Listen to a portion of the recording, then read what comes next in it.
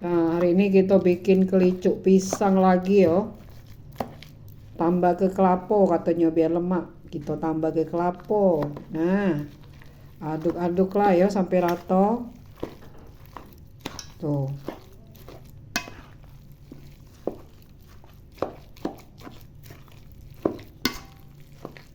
Nah, pakai pisang ini hari ini pakai pisang Ambon. Tuh pisangnya nah. Cantik pisangnya. Matang kalau. Mantap nih, kelicuk pisang nih. Makanan wong Palembang ya. Tinggal aduk-aduk bae. Nah, ini kelaponya nih banyak ke. Aduk-aduk sampai rata. Oke, tinggal dibungkus dengan daun pisang, kita kukus. Wih, mantap. Manis legit lemaknya nih ya. Nah, tuh.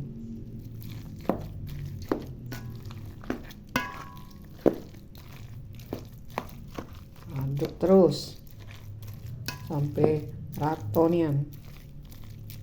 Nah, nih. Tuh. Dah. Kita bungkus dulu ya. Oke, kita jengok matangnya. Tak sabar nak makan kelicuk nah.